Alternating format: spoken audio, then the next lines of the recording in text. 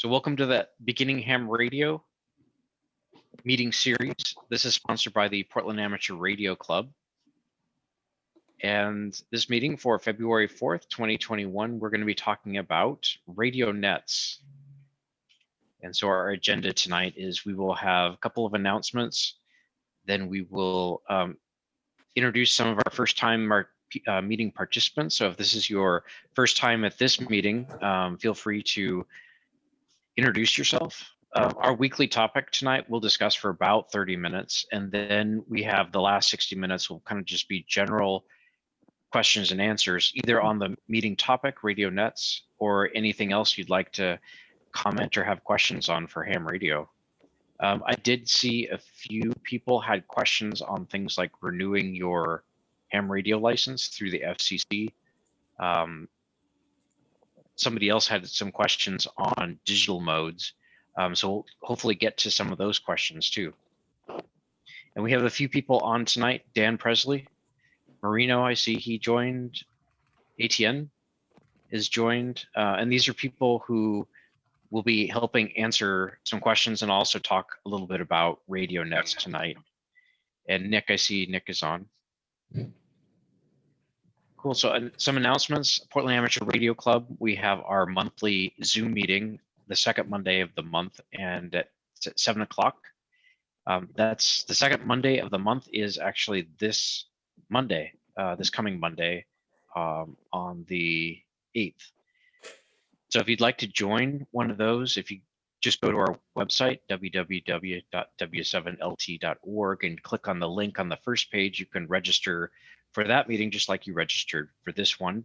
And if you join this meeting, most likely you'll get a reminder email about the upcoming meeting. So for this Monday, we are going to talk about making your own 2-meter antenna. And I have an example one right here. It's I call it a 2-meter barber pole antenna, and it's made out of PVC and copper foil tape. And the end has the coax on it. I did put a T on mine, so if I wanted to mount it on a desk or something, but this is something that you can make and easily mount either inside near a window or better yet, outside on your roof line. It's not very costly, and we'll have some of the parts available for club members and non-club members if you'd like to give it a try in building. So it's a lot of fun. Join us in the meeting. This is based on a QST article that was in one of the recent QST issues.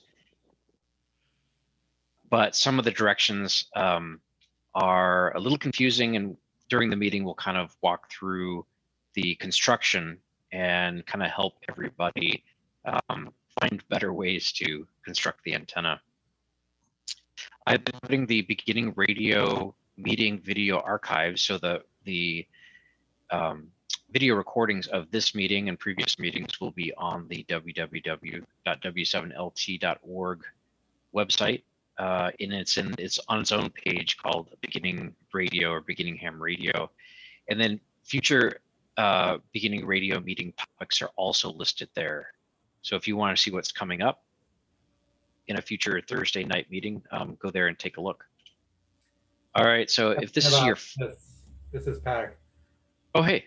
Yeah, so for this seems super exciting, so I'm going to join that meeting. I was curious, do you think it's possible to build this and trim it to correct length without having an SWR meter? I would say what we're going to do is I can measure kind of exactly what a tuned antenna is, and you can probably trim it to that, pretty close, within a 1/4 inch or so, and you'll be very close.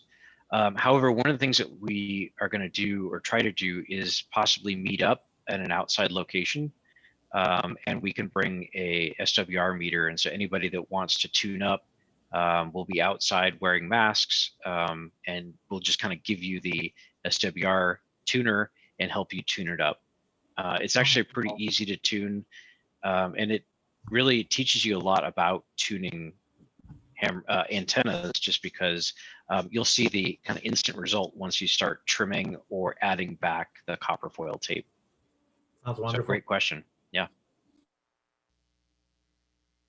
All right, so if this is your first time to the Beginning Ham Radio meeting, if you'd like, we'd love for you to have for you to introduce yourself. Just give us your name, call sign if you have one yet. How did you hear about this meeting, and then kind of what interests you in ham radio? Yeah, I'm John Wenning. My call sign is KD7YXT, but it's expired. So I'm just interested in renewing my license. I haven't been. Oh, awesome. I haven't been on one of these in like 10 years or something like that. So it's been a while. And when did your license expire? Let me look. 2013. Okay, so it's been a little while. Yeah. You'll have to take the test again, but it's fairly easy. And if you need information on who to take the test from, all tests are done online now. So it's actually even more convenient. And on the Portland Amateur Radio Club website is a link to the local testing group. And if you click on their website, like schedule a meeting or schedule a test rather, they will have tests available next week. Probably either tomorrow or Saturday morning, they'll release next week test sessions. Okay. So it's a great time, and thank you very much for joining. Excellent. Thanks. Anybody else? Is this your first time? So this is technically not my first time, but I joined late to the last one. Oh yeah, welcome. My name's Chris Martin, KG7KQY. I heard about this through, I believe, the Portland Net email list. And so I signed up. I've had my license for about 4 or 5 years now, I think. I mostly got it because I was playing around with software-defined radio, and I didn't want to get a fine if I accidentally broadcast while I was messing with it. So I'm mostly interested in software-defined radio. And one of these days I'll get around to finishing up my Portland Nets and doing the local emergency response team stuff. Nice. And you're licensed now? Yes. That's awesome. Yeah, well, welcome. A lot of radios, the transceivers are going the SDR direction. So Dan, yeah, Nick, I also have I've got a VX6 handset that I mostly just listen to the repeaters on. But yeah, I've got a Lime SDR and all that kind of stuff. So, oh, that's great. Well, welcome. Max, what is SDR? SDR, that's a good question. Software defined radio. So rather than using crystals or other kind of older circuits to land on a frequency that you can receive and transmit on, software defined radios can receive more than one frequency. They kind of receive a spread of frequencies, and they put those through an analog to digital and digital to analog converters. So you can do all sorts of neat stuff like filter radios, filter audio signals and radio signals without crystal filters. Yeah, it's pretty cheap. You can get a USB dongle for about $20, $25 to play around with it. One of the things I do with it is track ADSB broadcasts from airplanes and record that and map it out. And I'm working on setting up an AIS antenna, which is the same thing, but for ships. However, because I'm not super close to the water, I'm going to have to put up an outdoor antenna eventually for that. Oh, that's great. Yeah, and that reminds me, that's not a topic that we don't have coming up. That might be a great one. So, Chris, if you get heavily involved in that, we'd love to have you kind of come and talk with everybody else about ADS and SDRs and all that. Yeah. Well, thank you and welcome. Anybody else? This is your first time. Max, I wanted to Hi, so my name is Daryl Ramsey, and this is technically not my first time. I've been on a couple of these, but I'm normally doing something else while it's going on. So my call sign is KJ7OCU, and the reason that I got into it was, mainly because I'm in networking and do a lot of wireless networking, and I thought this would be a personal extension of that. Oh, that's great. Well, welcome. And it sounds like you're driving, so. Thank you. I am. Yeah. I'm always doing. I just left the gym. Sorry. No Sorry. problem. Well, yeah, well, welcome and thanks for joining. And just let us know if you have any questions. Thank you. And anybody else? Go ahead. Sandy Thompson. I'm KJ7QQB. I am brand new. For my birthday, I got a handheld, Yaesu handheld, and it was not, it's only 5 watts. So I was not able to reach out. I live out in the sticks in Aurora.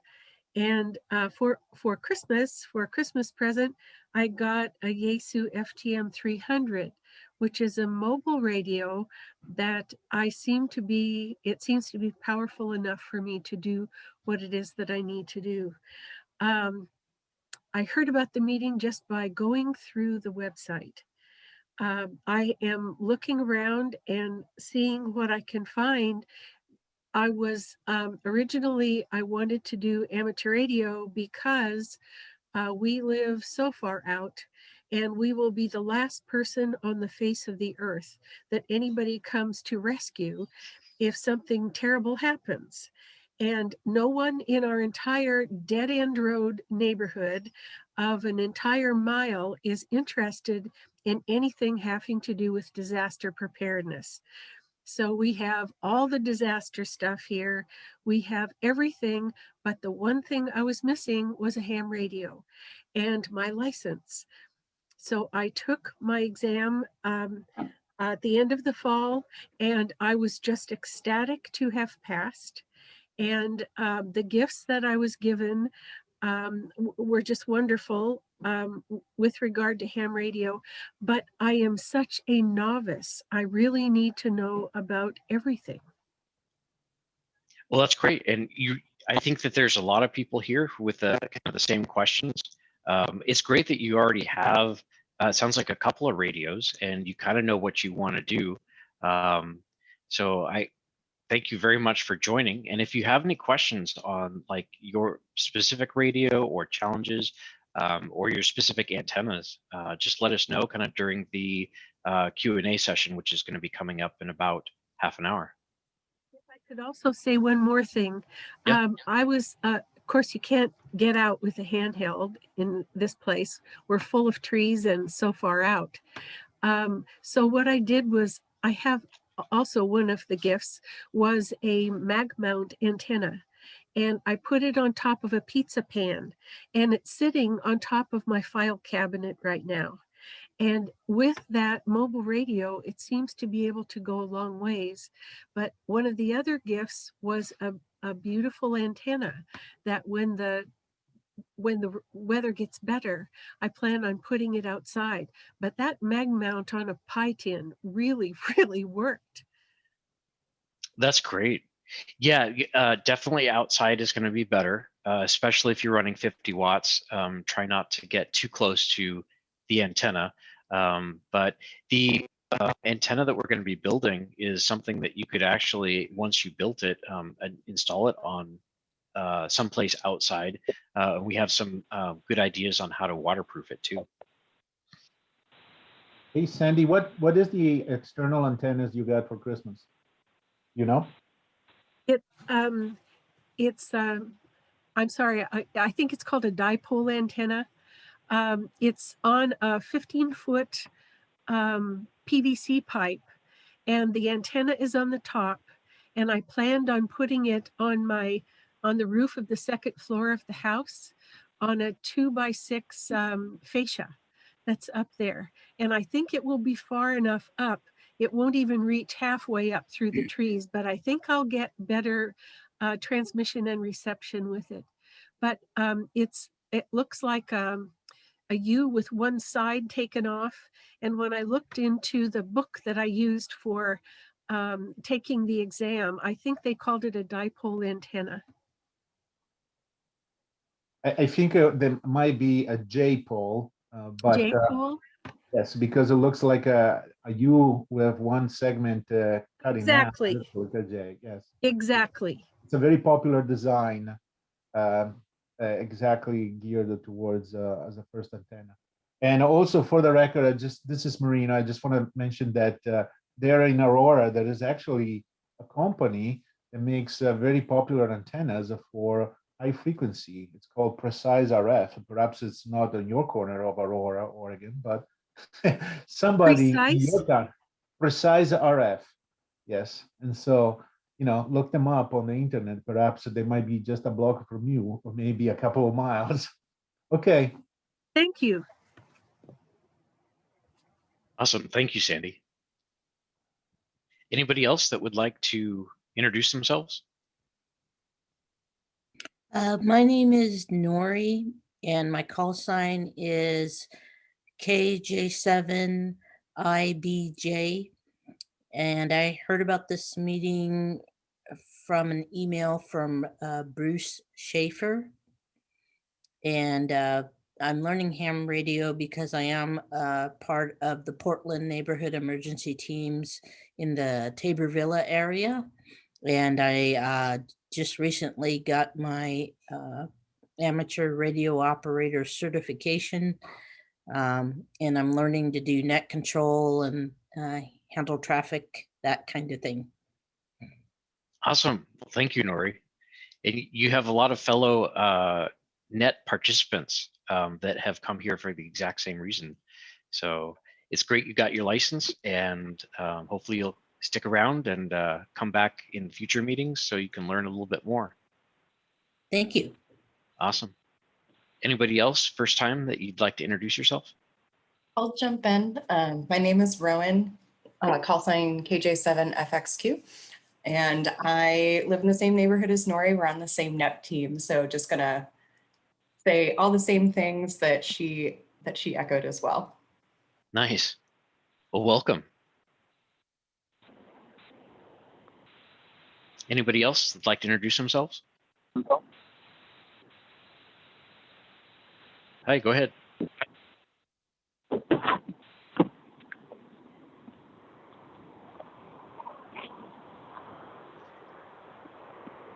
And for the person on the phone, if you, I'm going to mute you just because there's some background noise. If you'd like to unmute yourself, *6 will unmute you. All right. So this week's topic is ham radio nets. And that's the wrong date.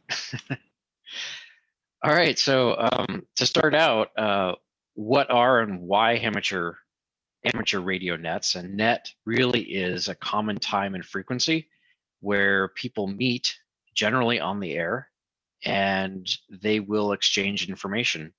The reason why nets are so popular and so good to join on a regular basis is because it gives you a chance to practice with your equipment, also practice your skill online or on the air, because most nets are done on just one frequency, like a simplex frequency, or they can still you can use a repeater, but you're still really only using like only one person can talk at a time. So ham radio nets give you the chance to practice, and also in an emergency, when there is a disaster of some type, they will allow you to get together as a group of people, and oftentimes you'll know the voice or the call sign of the people that are on the net, so that you already kind of know the process, the procedures to exchange information. So there are lots of different types of net. There are formal nets, which are things like traffic, resource, logistics, tactical information nets, health and welfare. A lot of these are used by emergency communications or Aries or CERT or NET in Portland. But then there's a lot of other kind of nets. For example, a DX, and DX in ham radio means long distance. And generally that means anything outside of the country. So Canada, Germany, if you make contacts on the radio to these places, that's considered DX. So DX nets are sometimes used to alert other people in the local area that, for example, propagation is open to Australia. And if you need to make a contact with somebody in Australia for a contest or some type of an award, then DXNets are the way where you would look for that. Hurricane Watch and Skywarn are been around for quite some time, for quite a few decades. And just like their name implies, Hurricane Watch helps during hurricanes before they land and sometimes after. And Skywarn really is a weather net where amateur radio operators can report to the NOAA, or National Oceanic Administration, things that they see. For example, large golf ball sized hail is happening right now at my location. That can be reported to NOAA, then they distribute it out to news organizations. A lot of times we have radars now, but radars don't always pick up a lot of the local weather phenomenon. Clubs also have nets. The Portland Amateur Radio Club has a net that happens every Monday night at 7 o'clock, and the next slide has some information on that. There are also a lot of hospitals that will have ham radio equipment available for emergencies and disasters. So when there is an emergency, ham radio people will either already be at the hospital, or they'll go to the hospital, and they'll kind of be the link or for communication into and out of the hospital if there is a problem with the traditional internet or telephone lines. There's definitely some social nets that meet just for social, gatherings. And there's special interest nets. For example, if you're interested in kit building, or if you're interested in DX, working people in other countries, those are some examples of nets. And generally, there's a couple of different types of nets. There's a directed net where you'll have one person called a net control operator, and that person is sort of like a traffic cop that will be directing messages to and from other people. So when you join a net, oftentimes you will check in, and the person that you'll check in with is the net control operator NCO, and they will keep track of like who's on frequency. So if somebody has a message for you and the net control operator knows that you're on frequency, they may pass you that message, or if you have a message for somebody else, you can pass that through the net control operator to somebody else. Then there's also free nets, and those are not directed, and generally it works well with a smaller group of people or more casual types of nets, where it's kind of a round table where I might talk for a couple minutes and then release the net to somebody else who will then step up and talk for a couple minutes. And go ahead and break in with any questions that you might have. Change the slide. So there are a lot of nets that happen on a daily basis, even here in the Portland area or in Oregon. So if you wanted to find a net that you could listen to or check into, a good place to start would just be the ARRL. That's the American Amateur Radio Relay League, and they have a net directory search that you can go to. Type in just the state of Oregon, and you might have like a specific type of net that you're looking for, and they will actually give you a listing of all the nets in Oregon. Some of the nets are going to be nationwide. Some of them will be very local, just to Portland and surrounding area. And it really kind of depends on the frequency too. So if you have a VHF net that, even if it's operating through a repeater, probably doesn't extend to Arizona or California and Nevada, just because the repeater may not have that type of range. However, there are a lot of repeaters now that are linked to other repeaters through the internet or other linking means, where you may have 20 repeaters that are all linked together. And that's the case for that bottom net there, the Insomniac Net. I believe they link pretty much all of the repeaters in the WIN system together. It's about 20 or so. A lot of them are in California, There's one in Grants Pass, Oregon, and Australia and Japan. And this is a net that happens every day at 11 o'clock at night. They ask 3 trivia questions, and that's for people who have pre-registered. And the net participants will check in and then give their answers, what they think that the answers are to the 3 trivia questions. It's interesting. It puts me to sleep. I think that's why they call it the Insomniac Net. And you'll see the park net at the top there. That's the weekly net, Monday at 7 o'clock on one of the park repeaters, 146.84. There's no PL tone for that. So if you're ever around a Monday at 7 o'clock, turn on your radio and just listen to it. You don't have to check into it the first time, but when you listen to it, you'll actually get the feel for how to check into a net and what the protocol is. And Dan or Marino, did you want to talk a little bit about the Oregon Aries District 1 net? This is a net that I haven't participated in. Sure. This particular net is probably the, well, what could we say? It's the granddaddy of all the nets. What this is what's called a traffic handling net.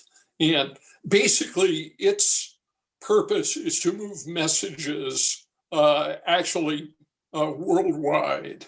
And, typically most of the messages, would be of a local nature, especially on the, when they're originated on the repeater like this, the 147.32 and the 147.04.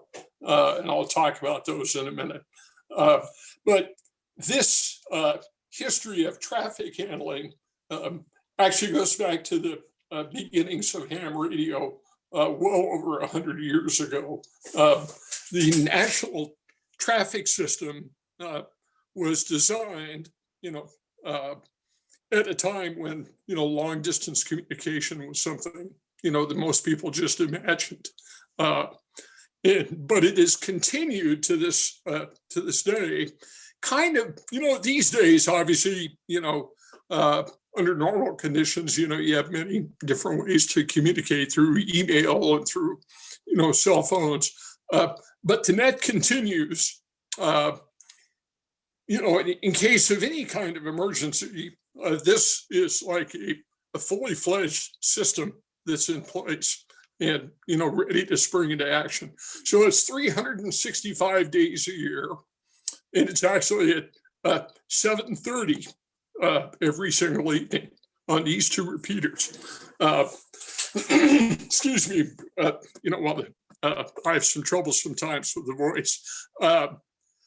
The 2 machines, that's what we call the repeaters, that's kind of a slang for the repeaters, are linked. And if you're in, let's say, Washington County, or Salem points east, the 147.32 would be the machine that you would get to. If you're in the Portland area, the 147.04 would be. It says the 2 are linked together. Everybody can hear.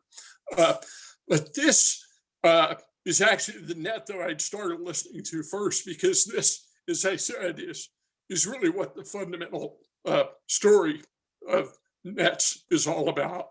And almost every other net has kind of grown out of this activity. And, for emergency communication and connection, this is the primary purpose, why you got your license, so to speak. And all hams are encouraged to check in. And I would definitely spend some time listening to it. I'm going to take a break here and get a sip of coffee and try to revive the voice. I'll keep talking. Great, thank you very much.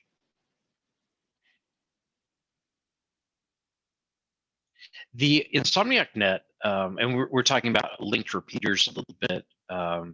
That's kind of where repeaters normally operate just as like you transmit up to a repeater and it repeats on a different frequency, it usually has a footprint of several miles to several hundred miles. For example, the 147.32 repeater, I believe, is on Saddle Mountain, and it can actually extend Salem and parts of Eugene. But one way to get even more coverage for a repeater is to link it to another repeater. And in the days before internet, that was done with different frequencies, backhaul frequencies. So they often would have a specialized dish or Yagi directional antenna pointing from one repeater to another that would just kind of retransmit whatever is on one repeater to the other repeater, so that everybody in both footprints of those repeaters could hear each other. One of the networks that's around here, the Evergreen Intertie system, is still exists. It's part of the ARRG group here in Portland, and they have repeaters in Oregon, Washington, Wyoming, and I believe Montana. It's been a while since I looked at their map, but one of the modern ways to link repeaters is through either IRLP, All-Star, and there's one more, Echolink. And that's where you would join repeaters together through the internet. So the WIN system, which is what the Insomniac Net is broadcast on, when they are broadcasting, they'll have 20 or more repeaters linked together. So if you are speaking through a local repeater, you're actually being rebroadcast through 19 other repeaters in other areas, such as California, Japan, Australia. So it's a really good way to expand the coverage area. Max, I'll just try to pick up again. Yeah. You know, on the traffic system. Here's a perfect example of you know, a lot, especially for nets. You know, a lot of our work and a lot of our focus is local, as it correctly should be. But this was, I'm thinking about 2 years ago when one of the major hurricanes came through the Caribbean. Okay. I happen to have a neighbor whose parents lived on a French island in the Caribbean. And it's St. Bartholomew. She happened to know that there was a ham operator on the island. It's a very small island. But she obviously had no way to establish communication. So she came over and said, "Can you help get a message?" And I said, "Yeah, I think I can." And I think Max has actually got a picture down the road here, or a slide on the format. Yes, there it is. It's called a radiogram. It looks like something from the 1930s, but we still use those. Any rate, what I did is I composed the message. Then I checked in to the local net, you know, on the 14704. And I said, "I have traffic." And in this case, it was what's known as health and welfare. You know, it's not like there's any immediate disaster in the sense of, you know, we need immediate rescue, but more an inquiry on the health and welfare of this particular couple. And I said, you know, it's on the island of St. Bart's. And, you know, I had the call of the ham station, which happened, it's a French possession. So the ham was actually licensed by France, by the French authorities. So I started the message here in Portland. Then what happens is there's special traffic handlers. They pick up the message from the local net and they take it to a national net. So they're using, in most cases these days, you know, sometimes they'll use email, but often as not, you know, they'll use shortwave, you know, HF frequencies, either Morse code, which is still quite popular and quite effective, despite what you might hear, and or voice, and send it, you know, across country, and it works its way through the chain. And I think it took about 24 hours which, is not super fast, but, given the fact that all the infrastructure on the island was destroyed, except the antenna for the ham, there was no communication with the island, except through ham radio. So they were able to get the message to the operator. He went on foot on the island, found the couple, got their information, took it back, radioed it back. It came back through the system, and I was able to deliver it. And it's a little old school, but in the case of a major disaster or something of that nature, is still extremely effective. And this, to me, that's kind of the fundamental mission, of what ham radio is about. Yeah, thanks, Dan. Did you also want to talk about the Portland Net?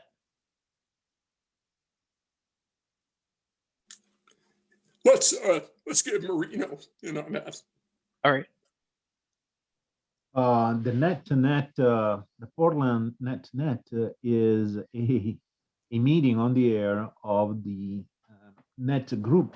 There is a lot of double words here, but essentially, the Portland Bureau of Emergency Management has a program called NET, N-E-T, and that provides training for citizens to prepare in case of emergency disaster. And so typically in other contexts, they are also known as CERTs, Community Emergency Response Teams. But here in Portland, for some reason that about the naming, they decided to name them NETs. So on Sunday night, there is a group of amateur radio operators at 7 p.m. They have a net, a meeting on the air dedicated to the PBEM net program.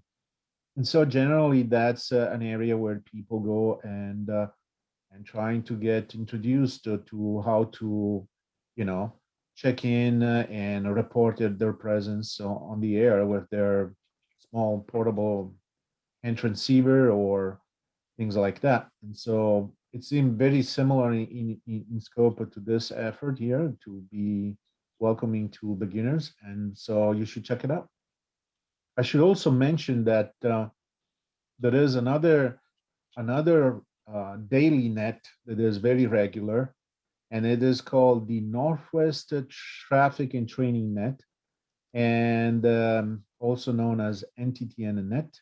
And it is held every night at 6:05 p.m. on certain repeaters associated with a repeater group called WORK, Western Oregon repeater something, I forgot. But if you go into the Google and look for WORK Oregon, you will find a page for the repeaters, or if you go nttn.web, W-E-B, nttnweb.us, that's the website, nttnweb.us, you will find information about this other daily net, and they do exactly what Dan was saying, push messages around for training, because the idea is that in order to stay sharp with the skill set of being a radio amateur operator, you need to practice. And so daily practice makes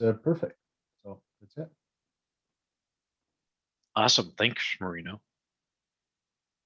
And I think the last thing I was going to talk about nets is just kind of anybody, especially if you're involved in Aries or CERT, can be a net control operator. Oftentimes when these organizations have practice sessions, if you are good at radio communication, they may actually ask you to be a net control operator. So you would use what's called kind of a net control script, and that's simply just a series of paragraphs to open the net and control the net. So for example, if you're opening the net, you would just introduce yourself, give your call sign, and say that you're net control operator, and you would say what kind of a net it is, how long it would be operating, and you would ask for people to check in. This is so that people and the net control operator know who's listening. And oftentimes if you are listening to the net and you've checked in already, proper procedure is to check out of the net before you leave. That way, net control knows that you're no longer on the air. And then once a net is wrapped up, the net control operator will often excuse everybody from the net and then clear the frequency and return it back to normal use. So that's your kind of a typical net format that is used both in formal and informal net control. So Nick, Marino, Dan, did you have anything else to add? I'll just throw in a little bit of history here, just because it's kind of fun. I've had people ask me about the ARRL and the name, because the name is actually Amateur Radio Relay League, and this goes back to the beginnings of radio. You know, as I said, well over 100 years ago. The technology of the time was what, I don't know if any, some folks may know this, what they used was called spark radio. In other words, it basically did not use any or very few electronic components. This is, even prior to the era of tubes. So the equipment, by our standards today would be enormously crude. But, they were able to get on the air and almost always using Morse code, communicate, excuse me, at the typical range might be 100 to 500 miles. Once in a while, you'd get a station that might be able to go 1,000 miles. So the whole idea was that you were relaying traffic across the country. And of course, you have to remember that this is 1910, 1915, 1920. The telephone was still, not in every home. And this is prior to commercial radio.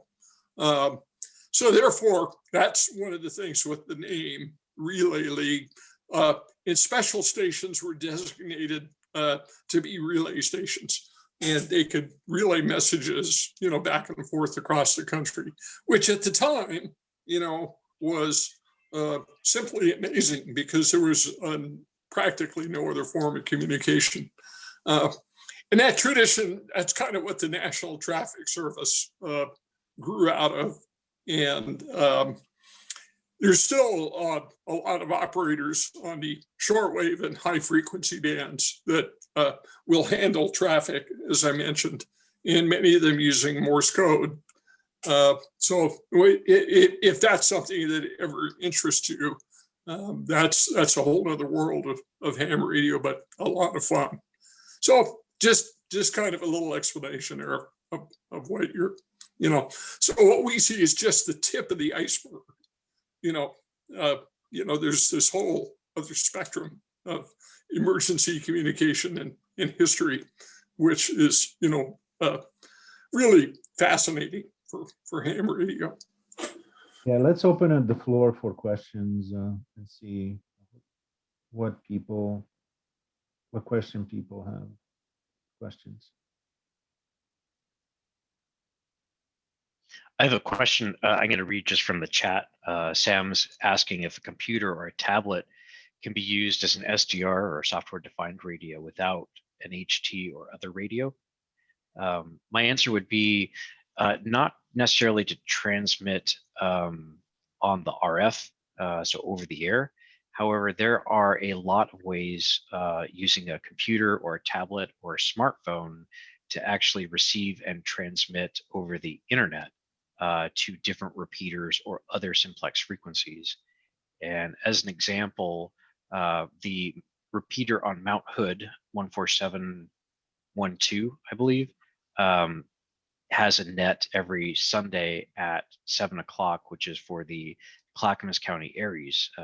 And that's the Amateur Radio Emergency Services organization here in Clackamas County.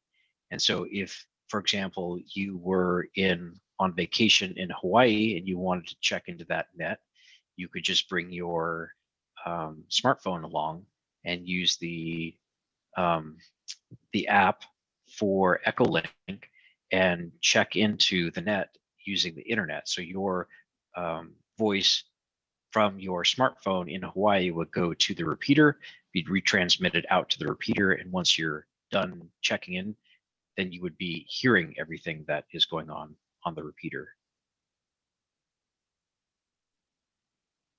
And Etienne, you talked a little bit about some nets regarding VHF, UHF weak signal. Did you want to talk a little bit about that? Sure, I'd be happy to do that. Weak signal VHF, UHF would use single sideband and CW sometimes, and of course the digital modes as well. And although we're accustomed to talking across town and through repeaters with an FM handy-talkie, these would be radios like the YESA FT991, the ICOM, is it the 7300 and the 9700 that cover the VHF and UHF bands. But they're all mode radios that can do sideband and CW. And the, let's say the range for those modes is much, much greater than it is for FM. And people often have really good antennas and sometimes power as well, more than whatever their radio would put. They may have amplifiers. So they regularly talk around the region. Any of these nets, if you happen to have an all mode radio, even with your vertical antenna, the weak signal people always use a horizontally polarized antenna. And when you go cross polarization, you lose a good portion of what you would hope to have for signal. But you may give a listen and see if you can hear these people operating on bands that any technician can operate. The one that's local here, done by Mike KK7N, he does 6 meters, 2 meters, 1¼ meters, and 70 centimeters as well, a couple nights a week. And just to know that you can hear someone talking on a band that otherwise you'd hear no one on those frequencies except during a contest. These people are there. These frequencies are used by people, and it might be interesting to give it a listen sometimes, and actually even check into the nets and see if you can be heard. It's fundamentally a way to make sure that your radios actually work on those frequencies and your antennas. A lot of people experiment with antennas, and there are VHF contests that focus on weak signal VHF, UHF, and that gives you a chance to see it. Does this work? I have worked people in Seattle from an indoor antenna in Portland on CW, but 200 miles with on 144 megahertz. Wow. It's more than you'd expect to come out of your handy-talkie, but that was still with only 5 watts. Hey, Etienne, can you give it a shot at explaining to the people here the difference between a ham radio band and different modes for the radios they can use on the same band, the modulations and the modes? I could give that a try, sure. Most people here are familiar with a technician, a handy-talkie or a mobile radio. They use frequency modulation, which has some great advantages, and it came out of when police firefighters started using high frequency radios. I actually owned one of those at one time many years ago. It was a police radio, had been in the trunk of a police car for many years. So FM is really reliable close in. And radios that do weak signal modes like signal sideband and CW might also do FM, but handy-talkies don't do those weak signal modes. The most commonly used band that we use is the 2 meter band, which is 144 to 148 megahertz. Down at the lower part of the band is the weak signal part, where they would do these nets that I talked about. Also things like EME, Earth, Moon, Earth modes that bounce a signal off the moon and back to Earth again. And probably a little less frequently used, but still really interesting, is the 6 meter band at 50 megahertz. And then the 70 meter band, a lot of people would have that in a handy-talkie. That's 440 megahertz or so. Does that make things clear, Marino, for people out there? I think so. Okay. So I did post where some of these nets are in the chat, so you could give a listen and check in sometime if you have that kind of radio. Thank you very much, Etienne. Yeah. Hey, Maria, you're in Southeast Portland, right? Yes, I am. I'm in the south end of the Woodstock neighborhood. And so I see that Jonah is asking, are there neighborhood specific nets? Not that I'm aware of, but I do know that if John is associated with the Portland Bureau of Emergency Management, the NET program, that effort has the amateur radio operators organized by quadrants, and they might have some training that is specific for Southeast Portland. So Marino, I can add to that. The NET program is broken up into neighborhoods and each has at least a check-in at a minimum. right, usually yes, Sam, why don't you go ahead and explain to the rest of the people how a neighborhood team, let's say the Woodstock neighborhood team or the Foster Powell, have one or more designated operators and the dual use of amateur radios and the walkie-talkies using FRS, and how they decide, because it's common practice to have a common agreement among the people in the same team that if something happens, we'll turn on this radio on this channel and we're going to meet at this point, right? Sure. Yes. And so at least a couple times a year, we'll do a check-in from local fire stations to make sure that they are able to connect to each other. And people will be stationed at schools in relationship to the fire station, or where the, and I forget what the names of the storage containers are that they have set aside at different locations, but we'll do a system-wide check-in that way that I've participated in several times. And then on at least a weekly basis, there's a net check-in, and on a monthly basis, Laurelhurst or Taborville or the other areas will each have a check-in. And you could probably speak to that better than I could.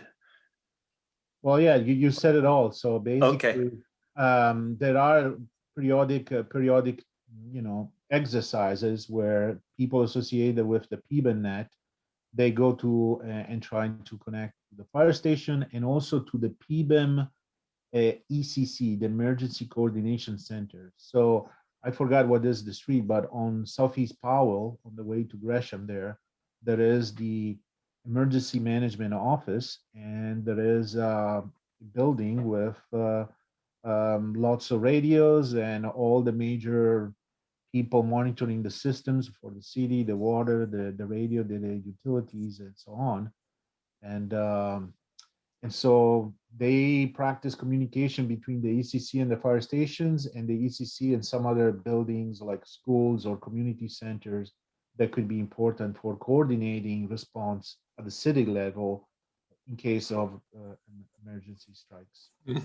I also just wanted to point out, particularly for a lot of the net exercises, those are actually conducted on what's known as simplex frequencies. So they're not on a repeater. And the simplex nets, are structured because with the premise that an event of a major disaster, the repeaters may not be functional or they may be tied up with other traffic. So the simplex nets are designed, by the region of the neighborhood. I think probably some of the net folks are pretty familiar with that.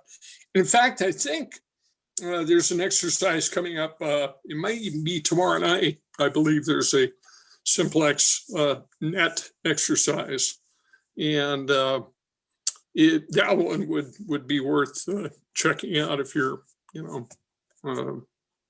interested in more of that activity. Your team leader should be able to help you get some of that information. But a lot of the nets that we were speaking of earlier, were repeater based on FM. And then for the other modes, they'll be often simplex. So just, something to be aware of.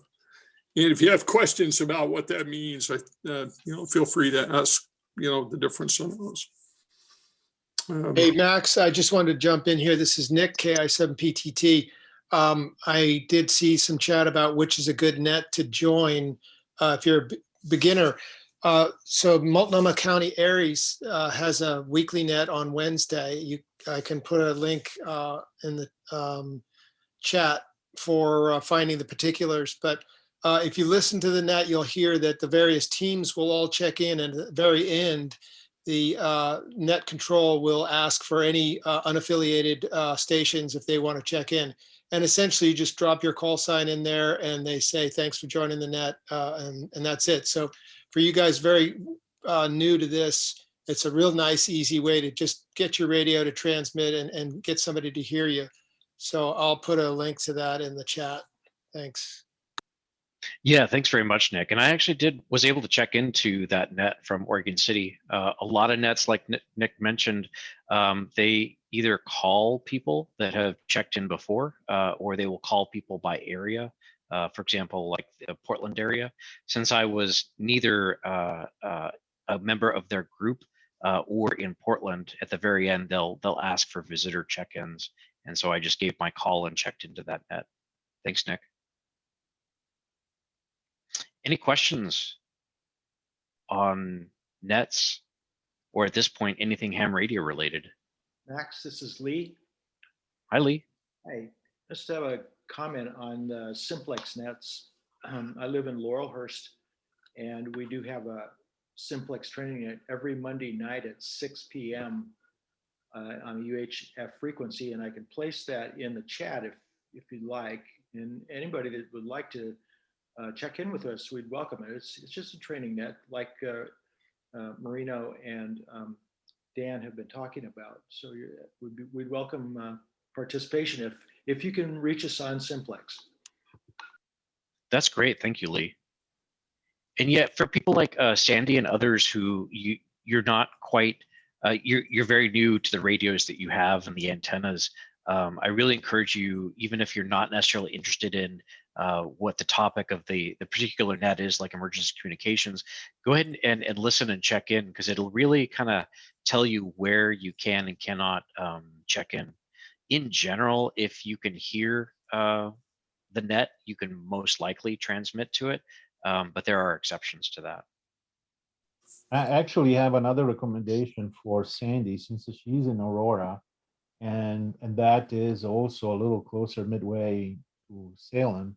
There is the Salem Repeater Association that has multiple repeaters in the area, including some in Silverton, just up the hill from Aurora.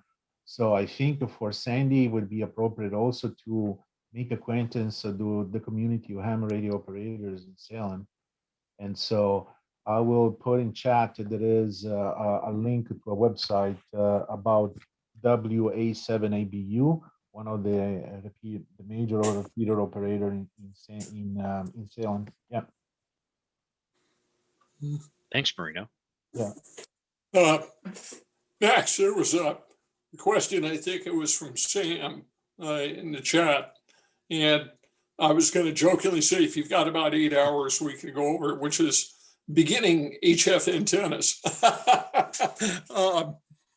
But it's an excellent question. And a lot of this depends upon, what type of communication that you're likely to do for HF. And the simplest type of basic antenna is what we call a dipole. And basically what that is an equal amount of wire on each sort of, like you would have, say, 30 feet of wire, or let me start over.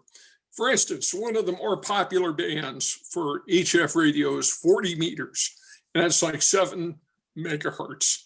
And to make an effective antenna there, the simplest or most basic one is what's called a dipole.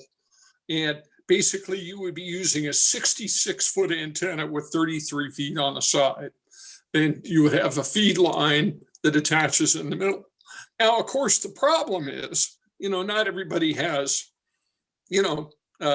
66 feet or more of open space. So there's endless permutations of portable and antennas that are used for HF communication. And that is something that's something that a lot of us are always discussing, and a lot of us are always experimenting and trying out antennas. That's one of the things that we get into when we talk about SOTA or Summits on the Air, is lightweight portable antennas that we can take with us and use effectively, in a remote location.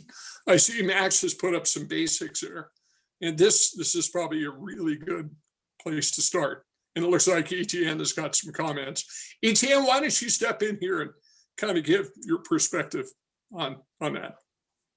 Well, portable antennas, I could say a few things about that. Indeed, a dipole works really well. It's a resonant antenna. It's a resonant antenna for only one band, usually. And that is, in some ways, problematic if you wanted to use multiple bands.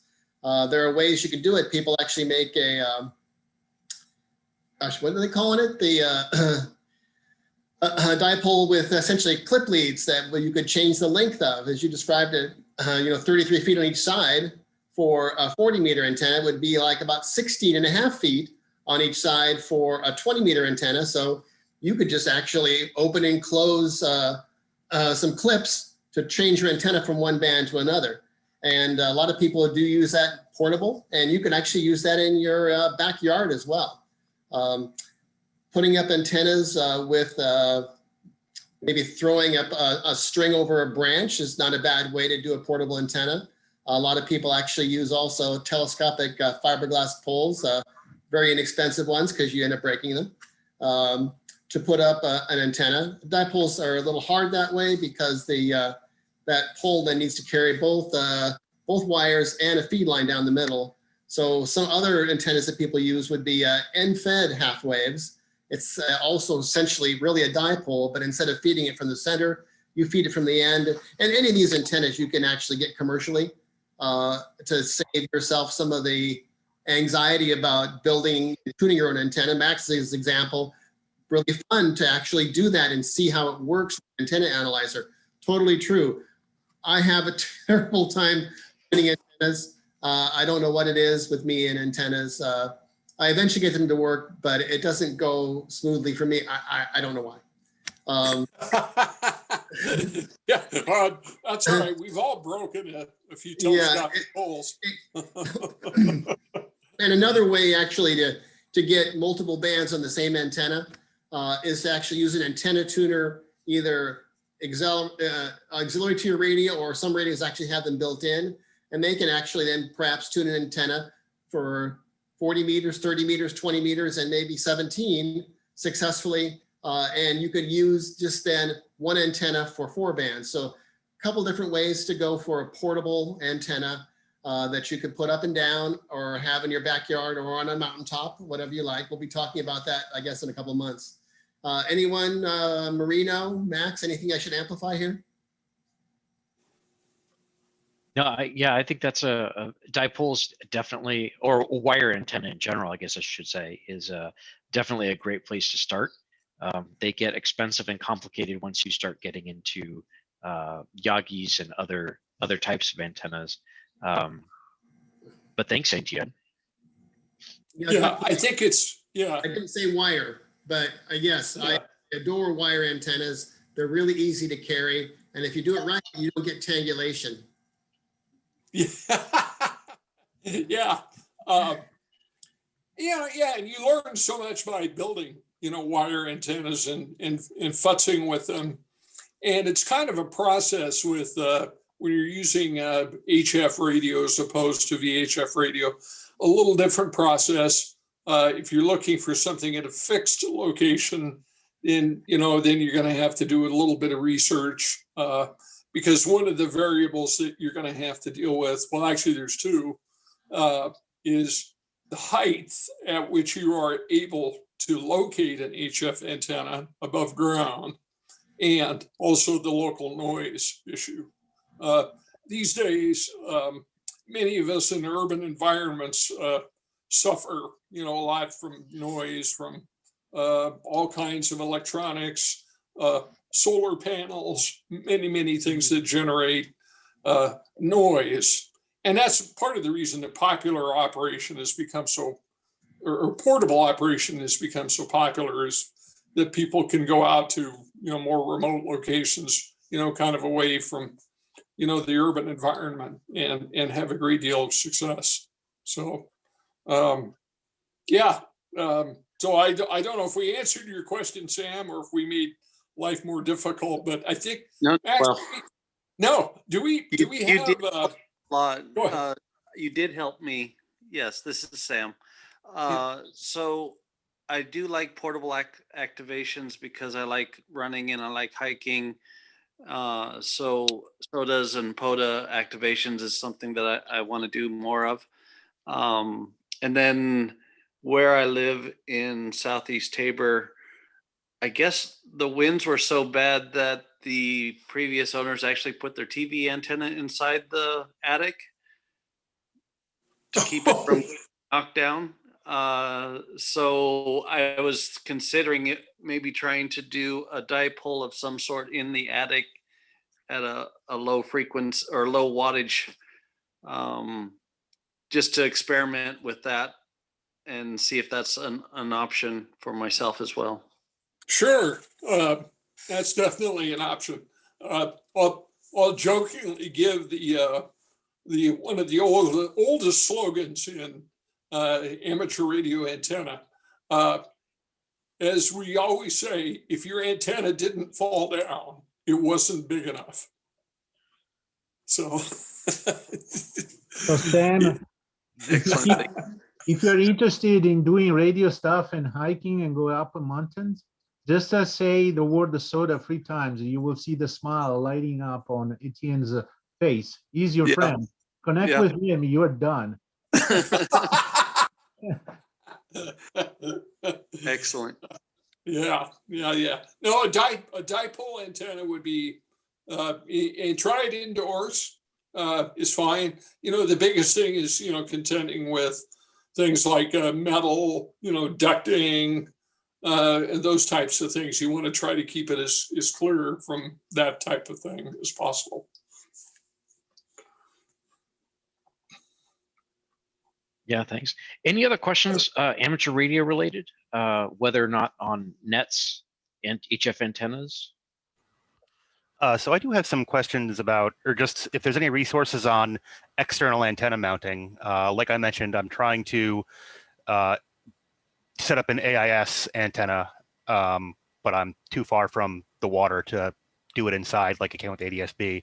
So I'm looking at getting an external antenna. Obviously, it has to be like, up on the roof, and I don't want to like drill holes into my house and have water leak in and have stuff fall over and my house burn down from lightning, et cetera, et cetera. So if there's any resources on like how to properly do that, or that'd be really appreciated. Or even if like, I don't know, handy people who can help with that sort of thing. Yeah, great question, Chris. Do you happen to know AIS, is that VHF? You know what? Let's find out. I don't know off the top of my head. I mostly just know about ADSB. Because I know ADSB is VHF or UHF, and so your it antenna is going to be AIS is VHF. Yeah. So your antenna will be pretty short, which is handy because it's easier to get up in the air than a. Yeah, ADSB is like 1090 megahertz, so it's pretty. It's a pretty Oh, short. sure. One really good option, and I think who was on here at the beginning? Sandy. She was talking about erecting a 2-meter antenna, and this could work well for you too, depending upon the construction of your house. And it's a very let's just say the less invasive way to do it is using what's known as a sill mount, or the sill plates that are next to the gutters. Oftentimes it's very easy to get a bracket that extends out, from there. And then, if you can get that into a high enough location, that would be a perfect place to mount your VHF, whether it's a 2-meter or even shorter antenna. And then basically you're just going to be drilling a couple holes into the into those plates, and you won't Right. be, compromising the integrity of the roof. And that might be a good place to start, just to see what you can hear. And then as for getting the cable into the house, do you have one of those like flat coax that go in through the window, or? Aha, yeah, no, that's an excellent question. Most of the coax that you're going to be using is round. And probably the best, or well, I don't know if it's the best, but probably the one that's going to give you the most options is the company called MFJ company. And you go on their website or get their catalog. They have, a whole page of devices that are specifically made to pass coax through windows, while not compromising the weather situation. Cool. And it can get very complex or very simple, but that might be a really good place to start. And is it possible? So I have when I had internet installed, I had fiber, and they drilled a hole through the outside to get to the fiber terminator inside the house. I assume running a cable through that hole, or like some conduit through that hole, would probably end up with interference from the fiber optic cable or the cable that's there already. Not necessarily. The whole premise of coaxial cable, is it has, the shielding, so that you can put it in close proximity. That's not a guarantee that you wouldn't have a problem, but if you had the option to experiment with that, you may be able to do that. What kind of windows do you have? Let's say that you designate a location in your house where you have your radio. What would be the nearest window? And what kind of window do you have there? The house was built in 2017, so I have sliding windows, and then I have like the crank windows that kind of open up on a fulcrum, and then the station itself is right by the window on the second floor. So right, because some people essentially, the most simplest way is you take a 2x4 and you just make a hole for the cable, you cut it in two, and you pass the cable, and then you close the window and you put some security on the window so nobody can enter. But it would work perfectly for the sliding windows, except for the screen. Right. Yeah. Okay. See. Yeah. Check out the MFJ options. Cool. Yeah, they're pretty well thought out, and they'll give you a variety of options. And odds are you're probably going to put up more than one antenna over time. So. Oh yeah. Yeah, so you could look at that and kind of get a feel for what might be useful. Yeah, I want to just share, hopefully it comes up. This is just a picture of one example of what Marino is talking about. And I've done this before too, where you just take like a 1x4 and put that in a double hung window. It's sort of temporary, and it's best if you do it like on the second floor where it's not a security issue. But you can either drill a hole and put the cable through it and put some silicone around it, or you can do something like this where you have a sheet of metal, maybe mounted in a piece of plastic. Yeah. Or like Dan said, MFJ makes something that's very similar to this, to where you can pass coax through the window. As a ham operator, it kind of depends on your significant other as to whether or not they will allow you to drill holes into the house itself. It's just me and the dog, and I don't think he'll complain. So. So that is one option. It's often done, especially by cable operators or even satellite operators. They will take a longer drill bit, kind of drill through the house. You just have to know how to seal it up so that water doesn't get in there. Cool. Well, thank you. Yeah. Sure. No, that's a great question, and it applies to anybody who's putting up an outside antenna, because it's that transition, through the window, that affects, all of us, and we have to have some way to weatherproof. Are drip loops a thing? I used to do aquarium stuff, and when you have the electricity, you put a drip loop on all your power lines. Is that a thing with like antennas externally? Absolutely. Yes, indeed. Yep, you want to keep the moisture off. And also there's some products, probably the best known one is one that's called Coax Seal. And it's kind of a sticky, gooey compound that once you attach your coax cable, probably at the antenna end, is going to be exterior because it's probably going to have a short stub of cable, and then you're going to attach your own coax. You're going to want to water seal that, and the coax seal is very good because it stays pliable and it can be peeled off, even 2 or 3 years after the fact. Oh, cool. Yeah, so that's a good product.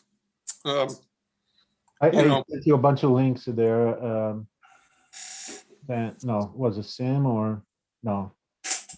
The person that was asking. Oh, Chris, thank you. Chris, sorry. Chris, this is Kirk. I've seen people, since you're on the second floor, you might want to consider just drilling into the attic.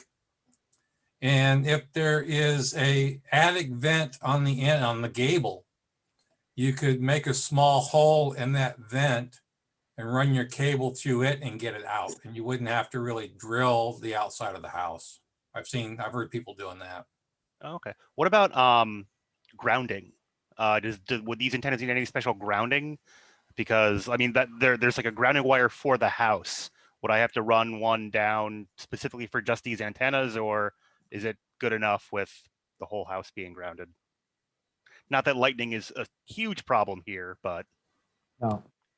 Well, there is a book for that, and I'm going to send you the link. But you can decide to do something less elaborate for that.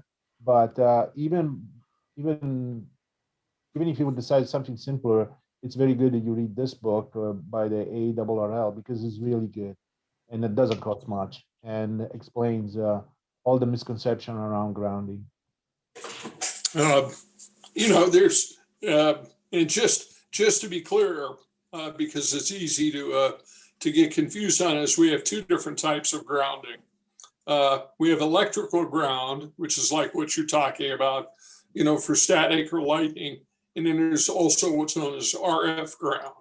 RF ground is not going to be a big issue for you at VHF frequencies. But as soon as you get into any kind of HF situation, RF grounds, which, is kind of a whole thing to itself, is something that you want to be aware of. So it's easy to get confused when you're reading or talking about grounding. What I do here for mine, and it seems to be pretty effective, is, I have some copper rods that I've driven into the soil, about 4 or 6 feet deep, and have bonded those together with some copper straps and run those in and ground to the antennas. And that seems to be a pretty effective, for electrical ground. Yeah, I think, a lot of us don't do it. Grounding is definitely important. I also, and thanks, Etienne and Marino, for linking some books. There's also a shorter YouTube video by Dave Kastler. He has a lot of YouTube videos on ham radio that are very instructional. And so take a look. It's like less than 16 minutes long, but it'll give you an overview on grounding. There is also, I put in the chat room a book called Hints and Kinks for the amateur, for the radio amateur. And it is a collection of little tips shared by amateur radio operators over the decades over a column called the same title in the ARRL monthly magazine, QST. And the book is interesting because it's a collection of all sorts of hacks of various kinds, that clever ideas that amateur radios operators have come up with through the decades to solve a bunch of problems like grounding, like accessing, routing cable, soldering, you name it. I find it very fascinating, and you can find it online or at the AM radio outlet in Tiger. Cool, thank you.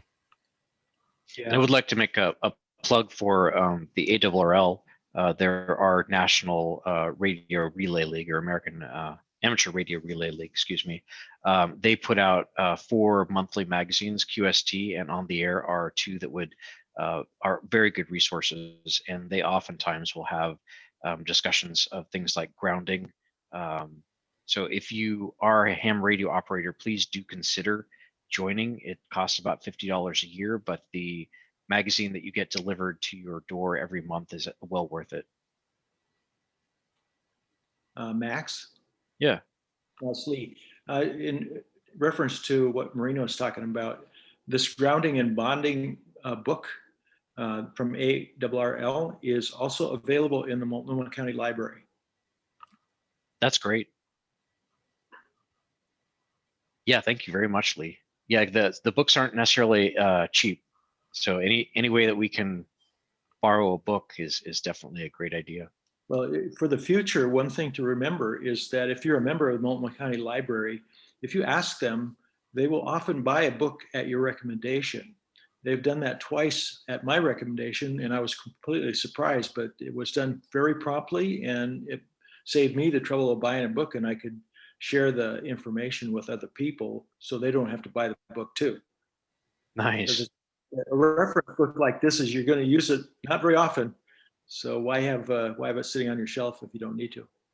And I have to say that the grounding and bonding group book is the author has put out some presentations that you can find on the internet, and they cover 60% or 70% of the book. So if you don't want to buy the book, you can go online and find the same material by the same author.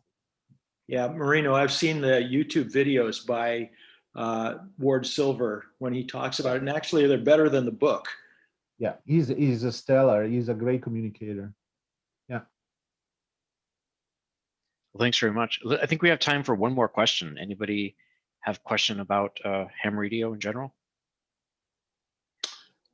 I would ask a question. It's just as a neighborhood emergency team member, and you talk about HF.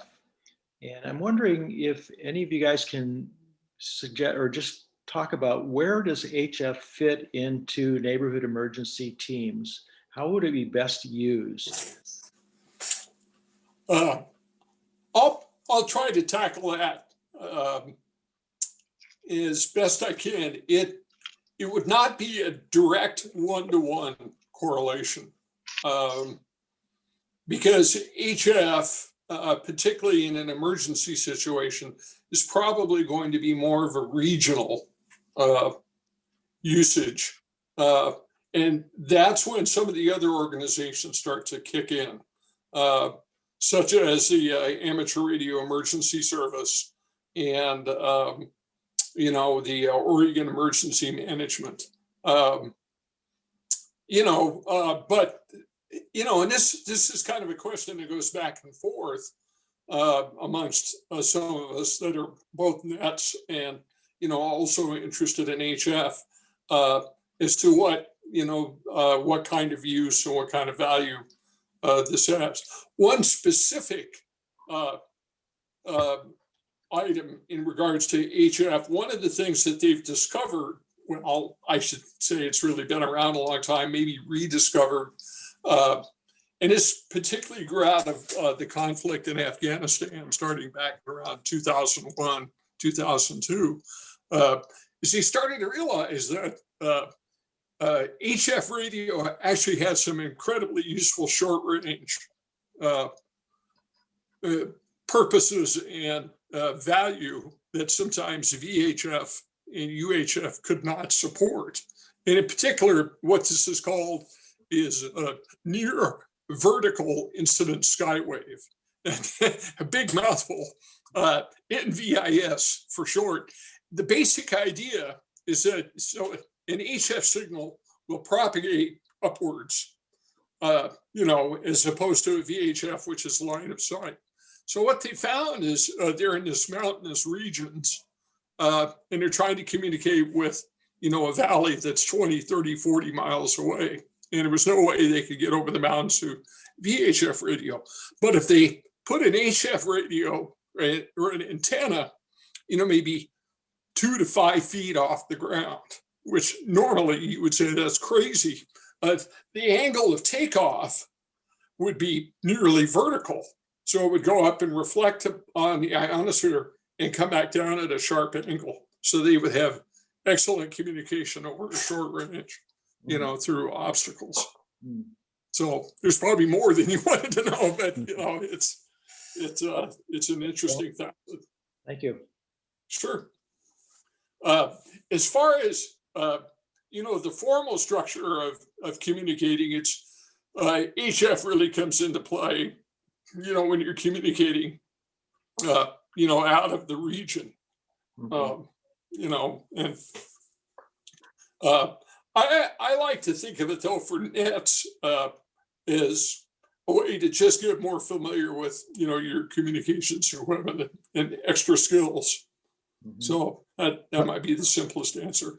You can also consider this fact that, you know, in case of emergency, the net team, they're going to communicate with the city of Portland, the emergency ECC. The city might communicate to the county. The county needs to communicate with the state. And so sometimes from Portland, they might have an easier time to communicate with Idaho or Washington as then instead of Salem. It really depends on the propagation. But generally, you want to use HF. You know, the more you try to extend your reach, you will move from VHF, UHF to HF, and then once you are at the UHF, is essentially for the higher level communication you needed to get out of state. Okay. You know, one other practical thing you might have heard. I don't know. Are you familiar with what's called SOTA, Summits on the Air? Have you heard about that? I have not. No. Okay. Without going, this happens to be an area that a lot of us who do HF radio are fascinated with. Basically, it's hiking to summits and activating them with portable HF radios. Okay, which in and of itself is a fun activity. But the way I view it is not only it's a fun activity, but it also is good training to be able to be mobile, have your equipment organized, you know, such that if you had to walk, you know, 2, 3, 4, 5 miles and set up a station, whether it would be VHF or HF, you would have those skills. So to me, this would be, you know, an excellent training program because it sharpens your mind when you got to haul, you know, a piece of radio gear, you know, some miles on foot. You pretty quickly figure out what how to make it work, what you need and what you don't. You know, because I see a lot of net people, they'll come up with these really incredible go boxes that are really great. I go, yeah, okay, try to carry it more than a block. And it's like, oh, actually, I didn't say anything, did I? No. Yeah, I appreciate that. Yeah. Hey, Lee, are you open? Are you active on HF? Me? Yes. No, I'm not. I just have a technical license. Okay. Yeah. Well, we encourage you to upgrade it to general, and then you open up all the HF privileges. And I'm going to send a link here. There are a bunch of regional HF nets that you can explore. Essentially, you know, they're like check-ins like we do on the Multnomah Aries on Wednesday night, except that they're done over HF. And so you can hear there is the Beaver State Net that is for Oregon. And then there is the Oregon Emergency Net. They're the two most popular here in Oregon. And you might have a net control, let's say in Bend, calling out all the counties in the state. You know, you can hear people from the coast, people from the Wallowas, people down to Grants Pass, you know, and stuff like that over HF. Okay. Okay. Yeah, look them up. Just as a point of reference, this is my entire portable HF station that I can take, you know, and that's it right there. And I can go and set up and be ready to communicate. So, yeah. Yeah, radios and electronics have definitely come a long way. I remember magazines, you know, in the 60s, you could see some people carrying around portable 2-meter radios that weighed probably 50 pounds in the back of their car. Well, I want to thank everybody for joining this week. Next week, we're going to be talking about hamfests, expos, and swap meets. Unfortunately, a lot of the in-person hamfests and expos have been canceled this year. However, there is a lot of stuff happening virtually. And so we're going to talk a lot about that. There's a great one coming up called QSO Today Expo, and you can register for that online. We'll talk about that next week. So stay tuned, bring your questions, and I appreciate everybody joining tonight.